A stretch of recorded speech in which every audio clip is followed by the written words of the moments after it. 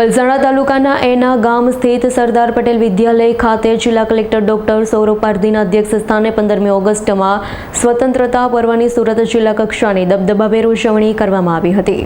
પલસાણા તાલુકાના એના ગામ સ્થિત સરદાર પટેલ વિદ્યાલય ખાતે જિલ્લા કલેક્ટર ડોક્ટર સૌરભ પારધીના અધ્યક્ષ સ્થાને 15મી ઓગસ્ટ સ્વતંત્રતા પર્વની સુરત જિલ્લા કક્ષાની દબદબાભેર ઉજવણી કરવામાં આવી। કલેક્ટરશ્રીએ ધ્વજવંદન કરી તિરંગો લહેરાવ્યો, રાષ્ટ્રધ્વજને સલામી આપી ખુલ્લી જીપમાં પરેડનું નિરીક્ષણ કર્યું। આ પ્રસંગે ઉત્કૃષ્ટ કામગીરી બદલ અધિકારી, કર્મચારીઓ અને નાગરિકો 10 બ્રેન્ડેડ અંગદાતાના પરિવારજનોને સન્માનિત કરાયા છે। વિદ્યાર્થીઓની દેશભક્તિસભર અને રંગારંગ સાંસ્કૃતિક કૃતિઓથી એના ગામ રાષ્ટ્રપ્રેમના રંગે રંગાયું હતું।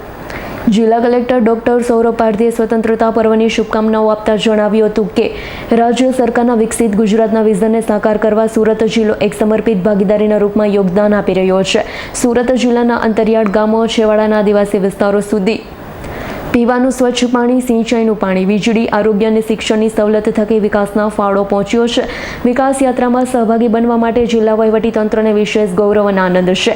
દેશની 1.44 લાખ ગ્રામ પંચાયતોમાંથી સુરત જિલ્લાની પલસાણા ગ્રામ પંચાયતની ગવર્નન્સ ક્ષેત્રે ઉત્કૃષ્ટ કામગીરી બદલ રાષ્ટ્રીય કક્ષાએ પસંદગી થતાં ગુજરાત અને જિલ્લાનું ગૌરવ વધ્યું હોવાની જણાવી સિદ્ધિ બદલ પદાધિકારી, અધિકારી, ગ્રામજનોએ અભિનંદન આપ્યા।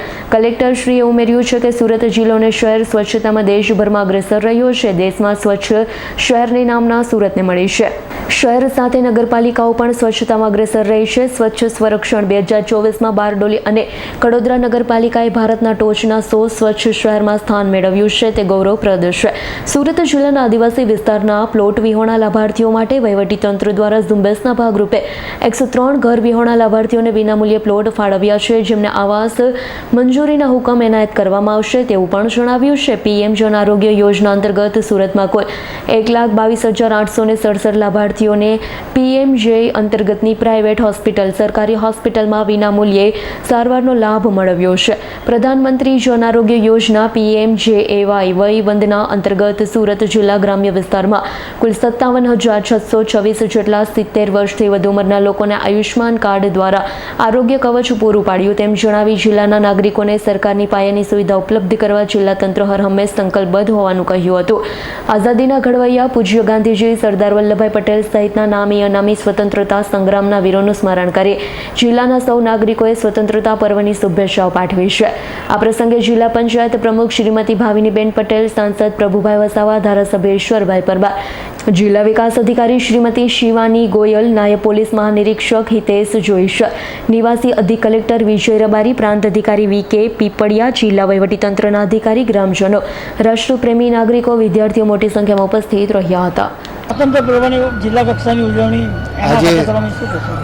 આજે 79માં સ્વતંત્રતા પર્વની ઉજવણી સુરત જિલ્લા કક્ષાની એના ગામે કરવામાં આવી।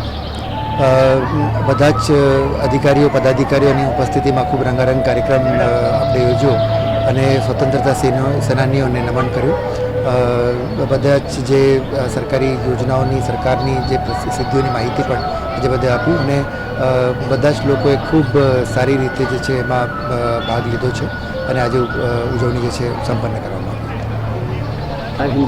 ઉજવણી જિલ્લા કક્ષાની આના ખાતે કરાઈ, પોલીસ તંત્ર પર શું કહેશો?